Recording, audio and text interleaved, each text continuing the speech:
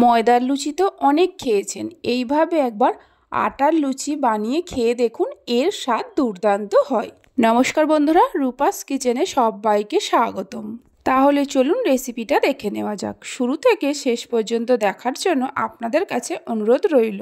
প্রথমে একটা পাত্রের মধ্যে নিয়ে নেব 2 কাপ আটা। ওজন হিসাবে 400 গ্রাম আটা আছে। আটার মধ্যে 2 চামচ সুজি দিয়ে দেব আর 3 চামচ গুঁড়ো দুধ দিয়ে দেব। স্বাদ মতো নুন দিয়ে দেব। 2 চামচের মতো সাদা তেল দিয়ে দেব। সাদা তেলের পরিবর্তে ঘিয়ের ব্যবহারও করতে পারেন। সব কিছুকে খুব ভালো করে মিশিয়ে নেব। সব কিছুকে খুব ভালো করে মিশিয়ে নেওয়ার পর অল্প অল্প করে হালকা গরম জল দিয়ে একটা ডো তৈরি করে নেব। এর মধ্যে সুজি দেওয়া আছে, তাই রুটি, লুচি, পরোটা করার জন্য যেমন ডো তৈরি করা হয় তার থেকে একটু নরম করে তৈরি করতে হবে।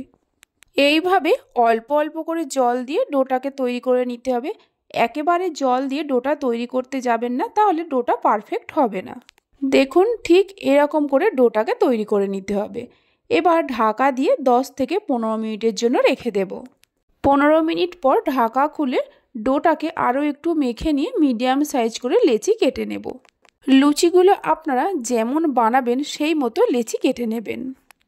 লেচিগুলো কেটে গোল গোল করে নিয়ে ঢাকা দিয়ে এক সাইডে সরিয়ে রেখে দিয়ে একটা করে লেচি নিয়ে অল্প একটু সাদা তেল দিয়ে পাতলা করে বেলে নিতে হবে। আটার এই লুচিগুলো আপনারা যে কোনো কিছুর সঙ্গে পরিবেশন করতে পারেন, খেতে দুর্দান্ত লাগে। এইভাবে একবার আটার লুচির রেসিপিটা বাড়িতে বানিয়ে দেখতে পারেন। বাড়িতে বানালে খেয়ে আপনাদের কেমন লাগলো অবশ্যই আমাকে কমেন্ট করে জানাবেন। এইভাবে করে লুচিগুলোকে বেলে নিতে হবে। প্রথমে কয়েকটা লুচি বেলে নেব, তারপর লুচিগুলোকে ভেজে নেব। কড়াতে বেশ কিছুটা সাদা তেল নিয়ে গরম করতে বসিয়ে দিয়েছিলাম। তেল গরম হওয়ার পর গরম তেলের মধ্যে একটা করে লুচি দিয়ে লুচির ওপরে হাতা দিয়ে এইভাবে একটু চেপে দিলেই দেখবেন লুচিগুলো গোল বলের মতো হয়ে ফুলে উঠবে।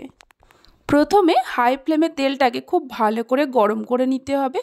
তারপর গ্যাসের ফ্লেমটা মিডিয়ামে করে লুচিগুলোকে ভেজে নিতে হবে।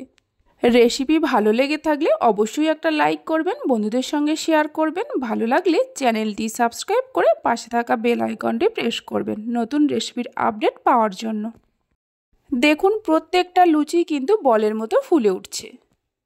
এই লুচিগুলো ঠান্ডা হয়ে যাওয়ার পরেও নরম থাকে।